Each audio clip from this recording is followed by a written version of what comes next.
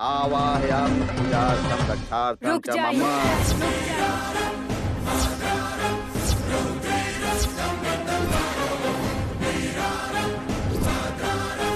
रुक जाइए। अगर एकरा से शादी हो गई त इनकर पूरा परिवार के सर्वनाश हो जाई। हमके चाची कह के बुलावे वाला विशाल के जिंदगी बर्बाद हो जाई। ई शादी ना हुई, शादी बिल्कुल ना हुई। रोक दा सब कुछ। तू का देख रहल बाड़ू? उठावा सब कुछ।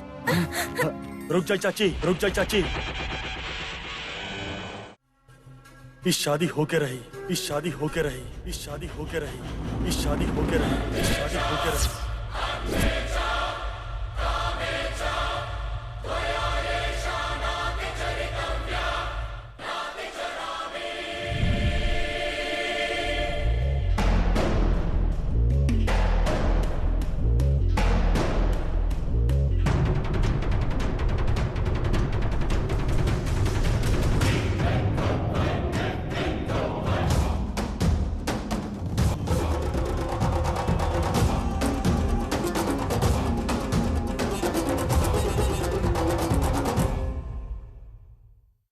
काली के गला में मंगलसूत्र रही।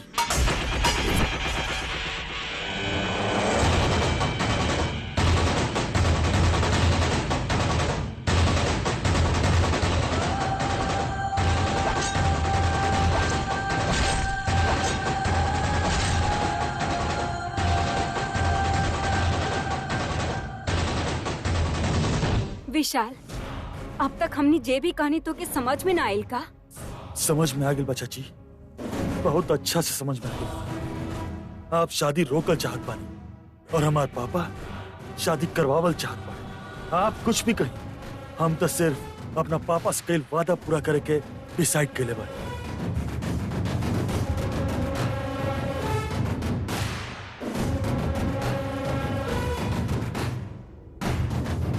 अरे वाह विशाल बाबू, कमाल कर दिले। थैंक यू बेटा, हमरा तोहरा पर गर्व बा। अगर मंडप में शादी रुक जात त काली की जिंदगी बर्बाद हो जात। अच्छा काम कैला तू, गुड।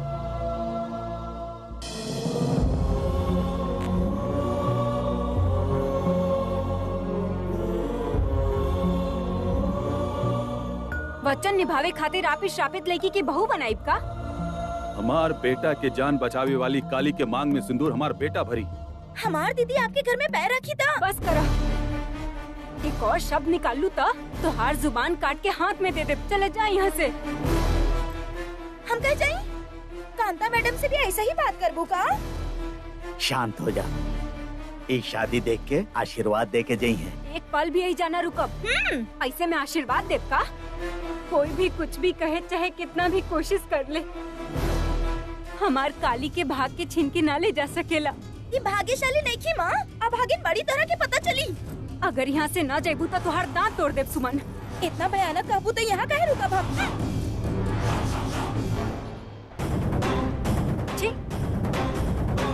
विशाल, तू बैठा बेटा।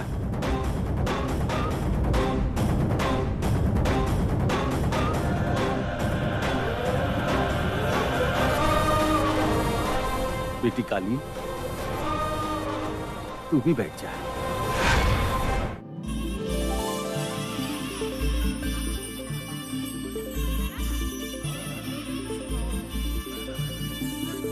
सुना कांता, तू आशीर्वाद ना देवू तो ठीक है, लेकिन तिलोत्मा के फोन करके तू कुछ मत बताइहा।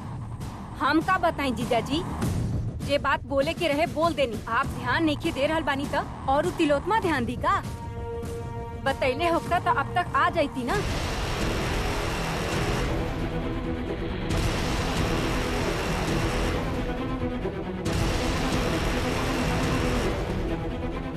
पनौती के बहू बना के लावे वाली आपके बदनसीबी पे हम कुछ कैसे बोल सकेंगे? शादी करवा दी। काहे गाँव वालन, लक्ष्मीपुर के लोग के अब मौत के पुकार सुनाई नहीं दे रहल का? हमार बात के न मान के आप सब लोग गलती कैले बानी। अब देखी कि आप लोगन के साथ काका घटना घटी। शुरू करा, शुरू करा। आशीर्वाद देके शादी के बाद पूरा खाना खा के जइह। और वैसे भी पंडित जी के घर दाल चावल के अलावा कुछ न मिली। ई दाल चावल खाए खातिर सब उठ के आ गए है जा।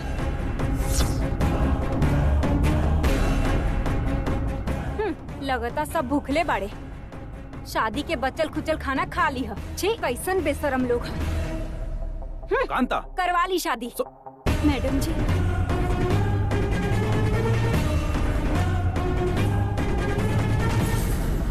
शास्त्री जी, वर्मा जी, दुख आके चल गई, अब खुशी के समय बा। वेद मंत्र पढ़ के ये दोनों के शादी के बंधन में बांध दी। ठीक बा वर्मा जी। ओम शतमानं भवति शतायु पुरुष शतेन्द्रिय आयुष्यवेन्द्रिय प्रतिष्ठति।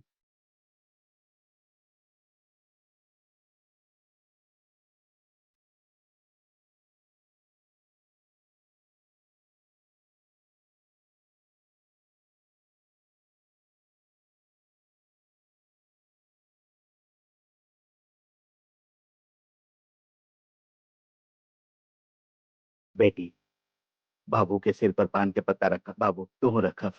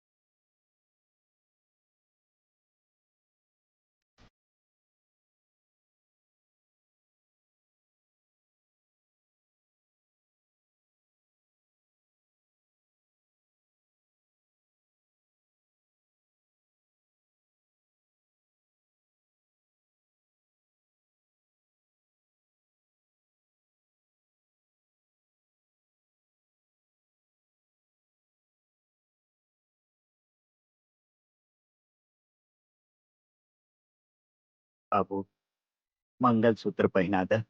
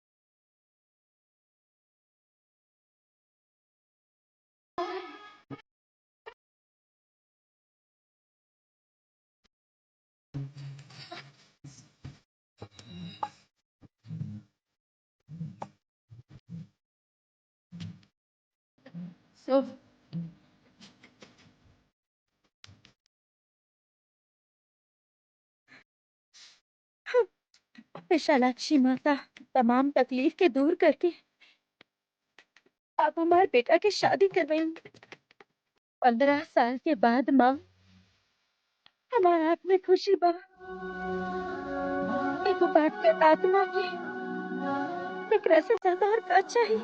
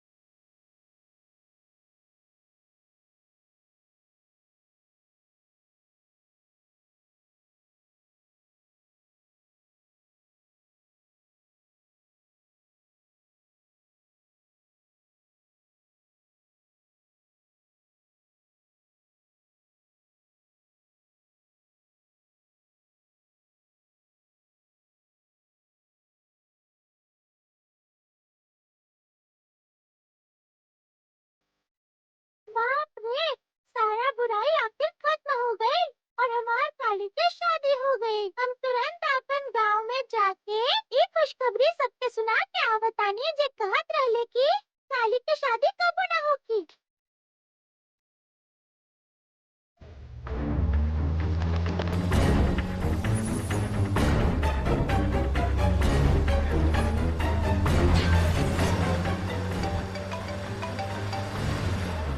हमार बेटा के कॉल आ रहल बा। कौन बेटा के दीदी? हम कंफ्यूज हो गए बानी, क्लियर बताओ दीदी। मुंह बंद रखा। बोला विक्रांत। ओ छोटका भांजा। Mom where are you? On the way. तोहार बारे में ही बात करत रहनी और तू कॉल कर देला बेटा। 100 साल जीबा तू। आप लक्ष्मीपुर आइब ना तो आपके तो 100 साल की उम्र तुरंत पूरा हो जाई मॉम। हे, का बात कर रहल बड़ा तू? परसों गाड़ी रोका।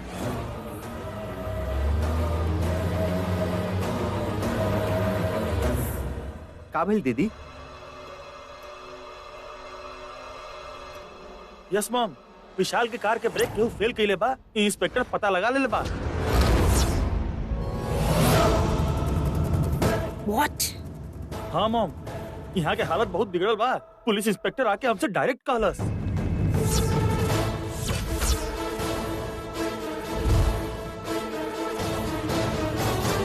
Oh my God. भांजा कुछ केस भइल बा का? अभी तक तो ना। पापा के केकरा ऊपर शक बा अभी तक साफ नहीं भाई, पर अगर आप आई तो पक्का यकीन हो जाये।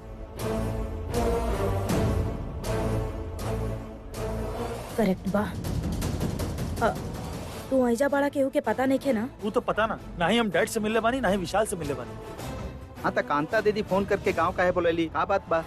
मामा आपके मैटर ना बतौली मतलब प्रॉब्लम जरूर होगी। आपके इला के बाद पुलिस पकड़ ली तब। वो ऐसा काहे करी? उनका हमनी पर डाउट काहे होई? अब मुसीबत में काहे पड़े के दीदी? चलो वापस चलल जाए। कांता दीदी के फोन आई तब मत उठैया। भांजा तू वापस आजा। हमार कार रिपेयर हो रहा बा, ठीक करा के हम तुरंत वापस आउत बानी। ठीक बा। ई रास्ता में इतना बुरा हो रहा बा मतलब आगे जाए के ठीक नहीं है। गाड़ी घुमा दा। विक्रांत तू संभल कर आइया। ठीक बा मॉम, बाय।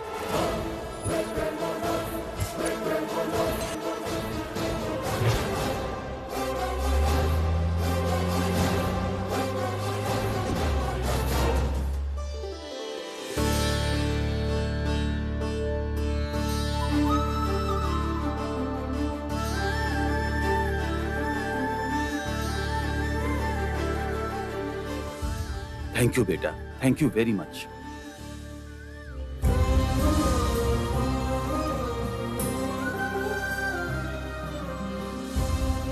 दादाजी दीर्घायुष्मान भव, सदा सुहागन रहा हमार बच्ची। उठ जा बेटी। बेटी आज हम बहुत खुश बानी। तोरा ऊपर विशालाक्षी माता के आशीर्वाद बा बेटी, हमार प्यारी बच्ची।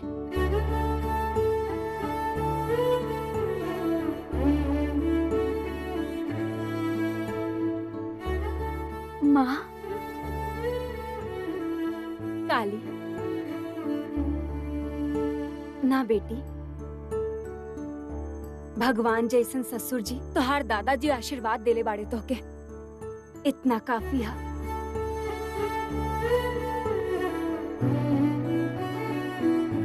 अब तोहार जिंदगी में कोई कमी न रही, हमेशा खुश रही है बेटी।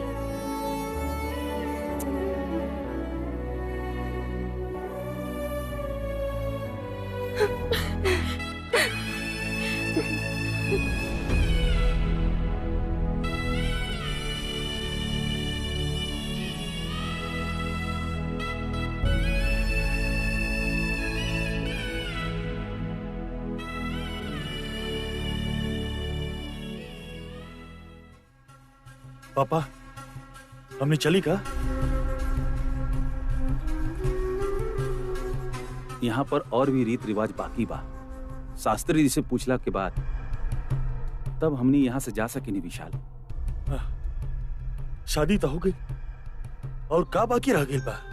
कैसन बात करता रहा बाबू? आज रात के आपके सुहाग रात बा। अभी से आपके 3 रात बितावे के होगी।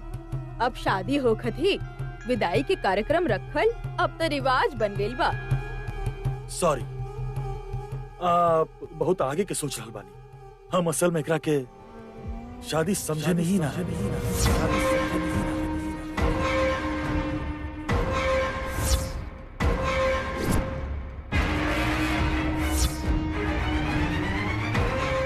तो सुहाग रात कैसे हो सकेला?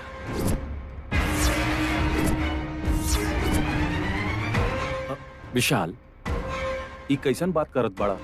पापा, हम सच ही बात कर रहे बानी। आपके तो पता ही बा ना।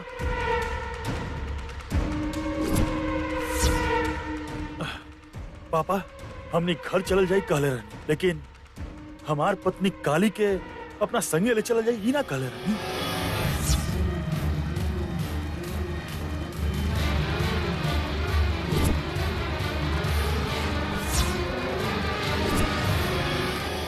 विशाल, तू अपना मन में का सोचत बड़ा?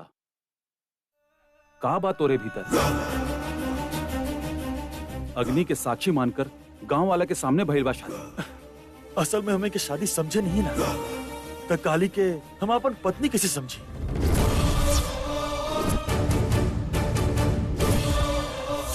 बाबू, हमार गांव में दामाद लोग मजाक करेले और आप लोग तो बहुत ऊंच लोग बानी, पैसा वाला, लेकिन ऐसा मजाक मत करी। शास्त्री जी, हम मजाक नहीं कर रहा, सच बता रहा बानी। हमार पापा आपके पोती के गला में मंगलसूत्र पहनावे कहले रहे, तो पहना दी। शादी करे खातिर कहले रहे, कर ली। हमसे जितना कहले रहे वो हम पूरा कर दी।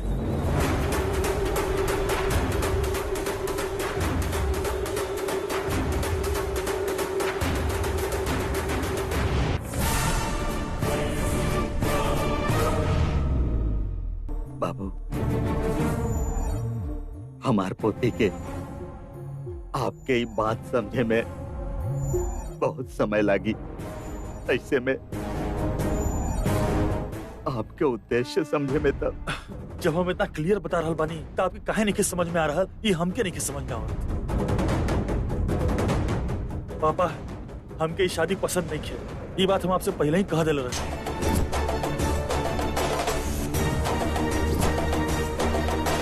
भैया, आप अगर कुछ बात न कहब तो हमार धड़कन रुक जाई लगत था। हमार बेटी के साथ का करे खातिर आपको क्या हिजा ले आई नहीं, बोली ना। पापा, पूछ रहा बाड़ी ना, हमके जोन कहे के रहल हम कह देनी। एटलीस्ट आप ही लोग सच ना बोलनी, कम से कम इतना तो बता दी लोग के।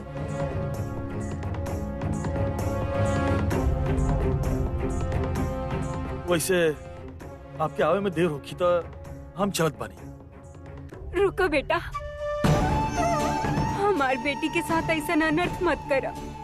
शादी रुक जाई डर से लेके शादी हो जाई खुशी तक पहुंचल रही।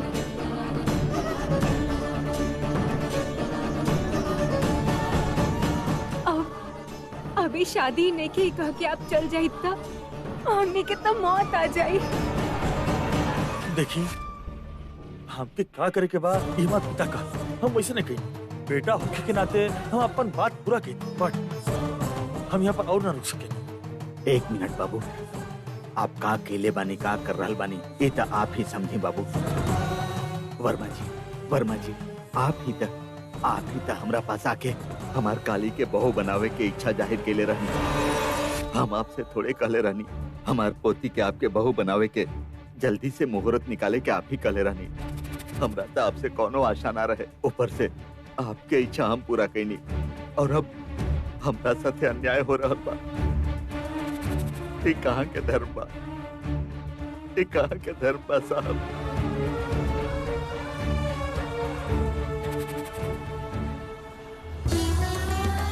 विशाल बेटा, हमार बेटी के आस पे सपना के ऐसे बहस में मत करा। अब तक ले तो कबो खुशी के दिन देख ले ही ना बेटा।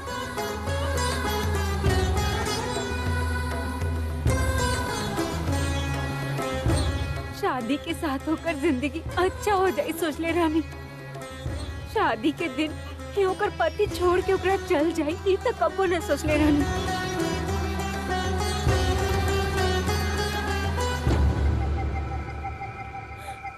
अपन पैर पकड़े खातिर का बताओ हम पकड़ ले बेटा।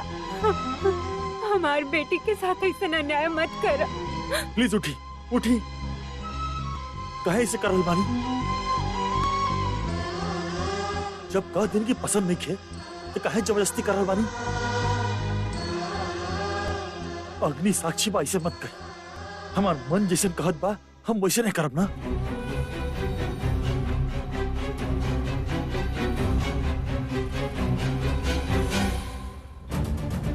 हम कबो काली की जिंदगी खराब करके ना सोचो और आगे भी हम ऐसे कुछ भी करे वाला नहीं की। बेटा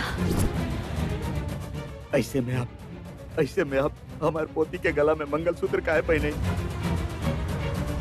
पढ़ल लिखल बानी, ऐसे केहू के धोखा देब का? एगो लड़की के जिंदगी के साथ ऐसे खेलब?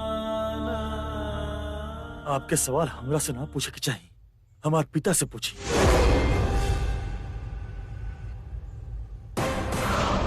बोली न साहब, ये तो पूछ रहल बारे, एकर समाधान बताई। माँ विशालक्षी ही हमरा के ना बतावली था। ए बाबू साहब हमरा के का बताई है दादाजी? भविष्य में कौन संकट आवे वाला बा हमरा के बता देविनी। बाकी हमरा पे कौन संकट आवे वाला बा वो हमरा के बतावली ही ना। इतना मुसीबत इतना अपशकुन कोनो भी शादी में हम कब्बो ना देखनी। शादी होकला के बाद शादी भइले नहीं के कहे वाला दुल्हा के तो हम पहला बार देख रहल बानी।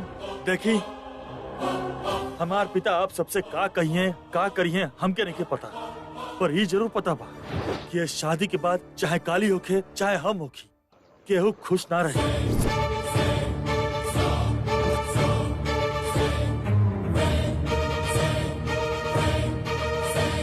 लेकिन जितना जल्दी भूल जाई जाए उतना अच्छा होगी। विशाल, मंगलसूत्र के तू मजाक समझ ले बड़ा का? हाँ?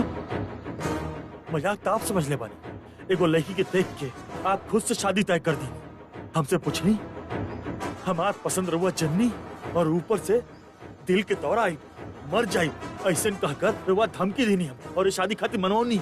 हाँ, पापा धोखा दे वाला आप बानी और अब सबके सामने ऐसे हमसे सवाल पूछ रहे बानी जिससे हम धोखा दे लोगी। सुना, हार्ट अटैक आवे के नाटक हमार गलती रहल गलती।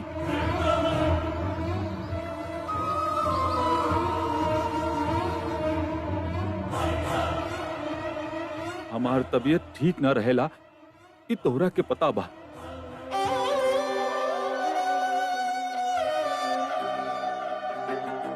सुना, तोहार नाराजगी हमरा से बा। ऊ मासूम पर इतना अत्याचार मत करा प्लीज। हम तोरे आगे हाथ जोड़तानी प्लीज विशाल।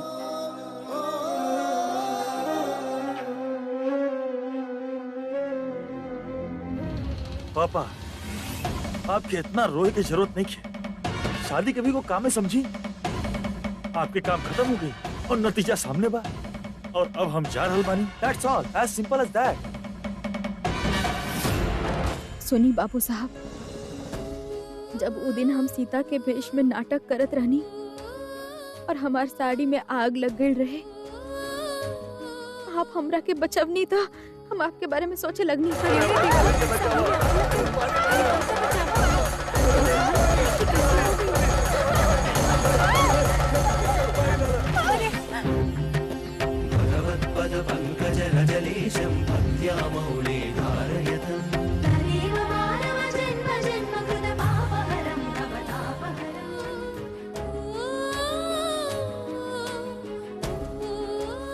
बाकी अभी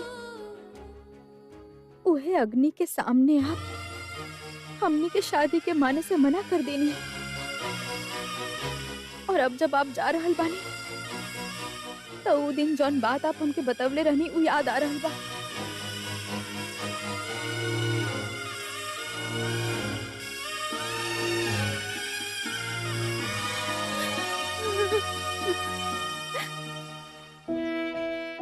जे हो गए लोकरा बारे में तो हम ना सोचब, और आप हमरा से कहले रहनी कि का होखी ई सोच के हैरान ना होखब। आप जिकरा बचवनी वो इंसान के आज सबके सामने अपमान होखता, हमार अपमान होखता। कम से कम हमरा के बता तो देवे के चाहत रहे। अब हम का करी बाबू साहब, का करी?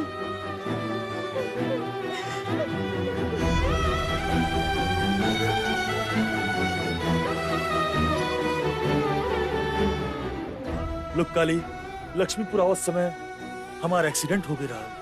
तू हमार सेवा कैलू, ओकरा खातिर थैंक्स। पर अब लक्ष्मीपुर छोड़ के जाए के समय हम तो के एक्चुअली बस सॉरी कह सके नहीं।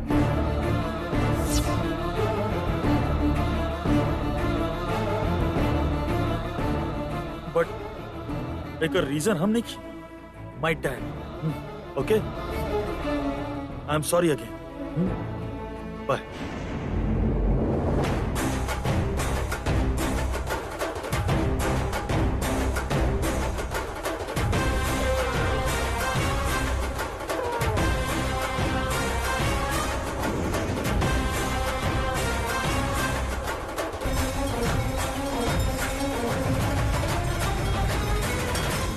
विशाल, विशाल,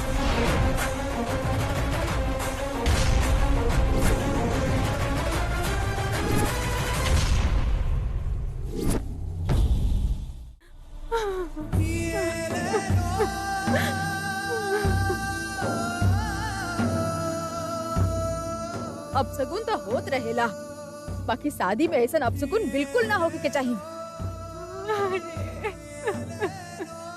अब तो तोहरा के माँ विशालक्षी बचा पाई है। चला जा हो।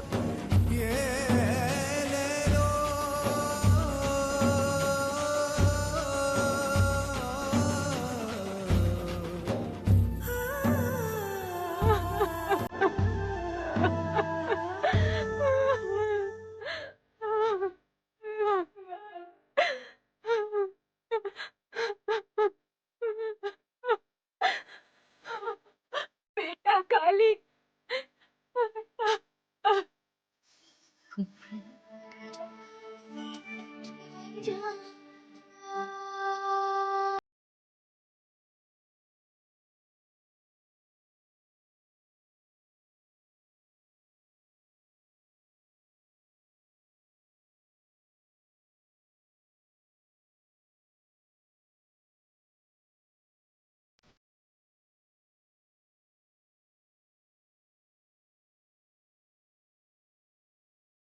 तेरे बिना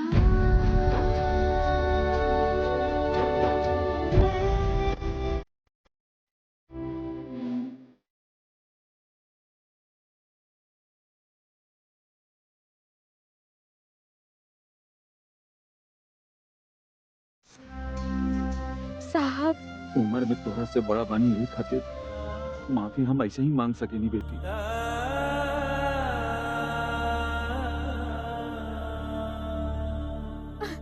अरे आप ऐसे मत कहीं साहब, पहले आप अपन हाथ नीचे करी ना। हम स्वार्थी हो गए रहनी बेटी। बाप बानी यही से बेटा के बचावे खातिर स्वार्थी हो गए रहनी।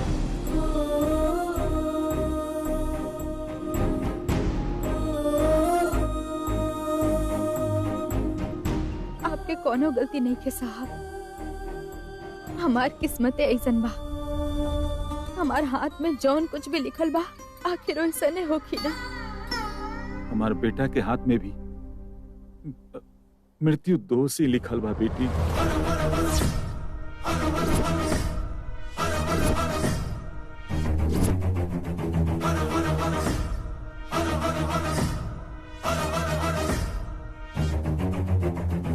ये आप का कह रहल बानी साहब? हाँ बेटी, जब रोड एक्सीडेंट भइल रहा तब तू ओकरा के बचैलू, पर अब तू ओकरे साथ न रहबू त फिर ओकर कौन देवी रक्षा करी बेटी?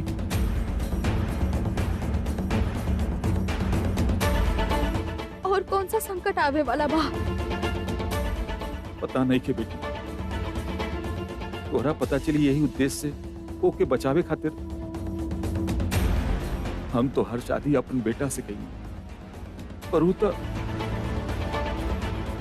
ऐसन कैलस।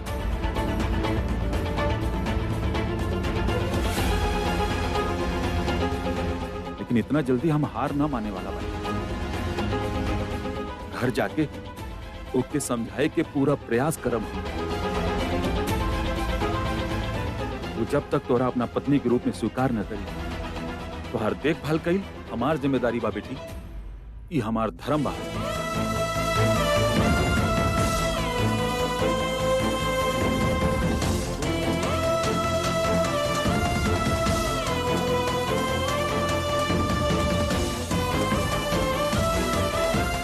ये ले बेटी, ये पैसा रख ला। जरूरत नहीं है, जरूरत नहीं है।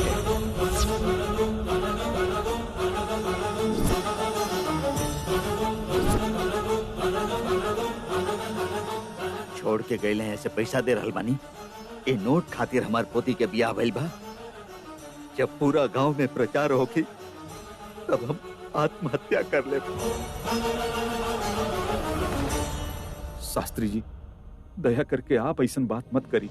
भाई साहब, हमने के पैसा के कोनो जरूरत नहीं के। आप जैसन कहानी हमार बेटी के आपके घर के लक्ष्मी बनाई,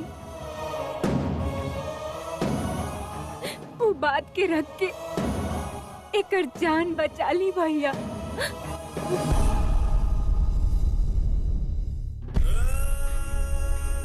आप लोगन के आत्मसम्मान के हम समझ सकेंगे, पर आप हमार मजबूरी के भी समझे की कोशिश करिए। काली हमार बेटा पर कभी भी कौनो तरह के संकट आवे तो हमरा के बता दिया बेटी। इला बेटी, हमार घर के एड्रेस, फोन नंबर सब कुछ एमे बा।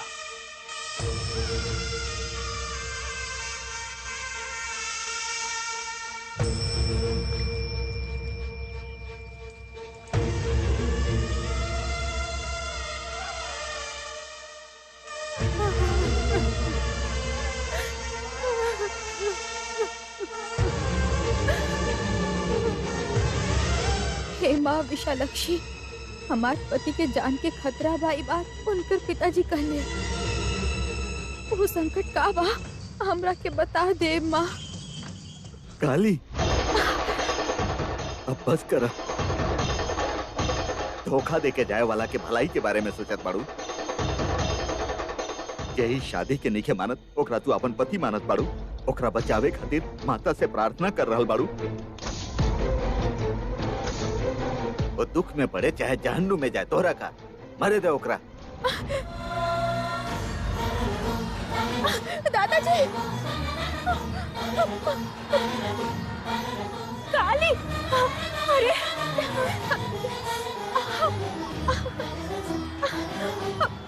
बेटा काली, क्या कर रहल बाड़ू? छोड़े के माँ जल रहल बा, माँ जल रहल बा, देखी ना, माँ जल रहल बा। काली, हाँ चल गई ना, देखा का कहीं। अरे जल रहल बा, देखी ना, जल गई, देखी। अरे जल रहल बा, माँ देखी ना, का करब हम? जल रहल बा, अब हम का करब? अब उनका ऊपर संकट आई था, उनका ऊपर संकट आई था, हम ससुर जी के कैसे बताएं? अरे अब हम का करब? दादाजी, आप ऐसा काहे गई नहीं दादाजी? तुम्हार हाथ जल के लोग दुख नहीं के, लेकिन वो काट जल गए, लेकर इतना दुख बा तोरा, तू पागल हो गइल बाड़ू, पागल हो गइल बाड़ू। उनका बचावे के होगी ना दादाजी। अगर हमरा आवे वाला संकट के बारे में पता भी चल गई, तब हम उनका ना बचा पाए तो हमारे जिए के का फायदा बा दादाजी? उनका खातिर त्याग कर करके तू थक गइल बाड़ू, तब उनका दया ना आइल, क्षमा मांग के पैसा दिखावत रहले। ऐसा आदमी के बारे में सोचे के ही ना चाहिए। अगर वो इज्जत देत बाड़े तो सिर्फ तुम्हार दिव्य दृष्टि के, तोरा नहीं खंदे। इंसान के इस्तेमाल करे वाला इंसान के याद मत करा, भुला जाओ का। काली,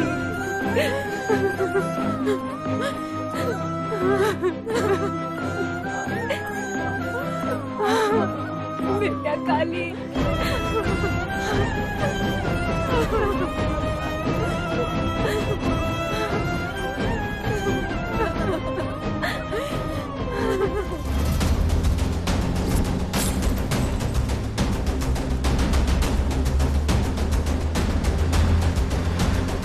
अमेरिका से पढ़कर आइल बड़ा पर लक्ष्मीपुर में बहुत बड़ गलती करके जा रहा बड़ा।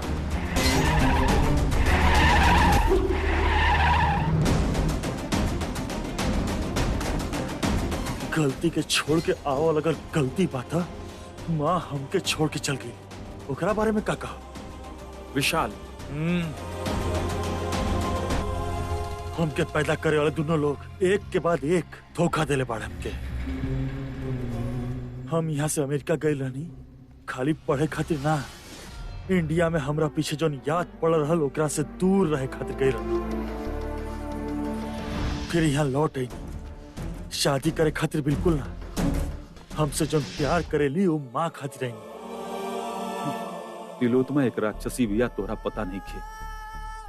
तोरा यहाँ बुलेनी ताकि ओकर असलियत होके पता चल जाए। एक्सीडेंट में हमार हाथ या पैर कट जाए तो अच्छा होगी। काहे ऐसा बात कर रहल बाड़ा विशाल? यस, अगर ऐसा होगा तो सिर्फ हमार कैरियर ही खराब होगी, पर अभी तो हमार पूरा लाइफ खराब हो रहा बा। जब केहू समझे की कोशिश ना करे, ओके समझावल बहुत मुश्किल बा। प्यार करे वाला पराये लोगन की तरह जान बचावे वाला भी जान लेवे वाला जैसन नजर आवेला विशाल।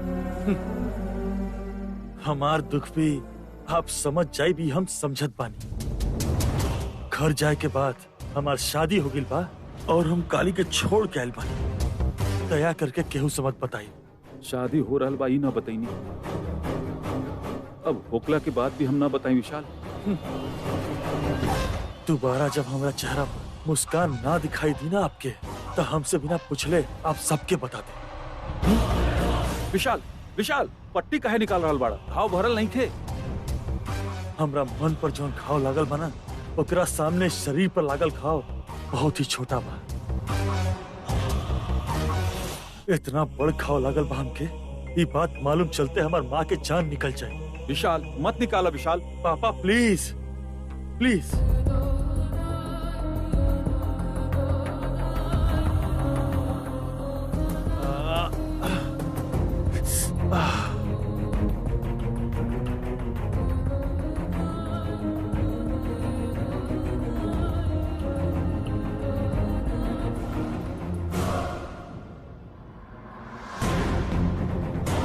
सिटी पहुंचे में टाइम लगी, आप सोच जाए।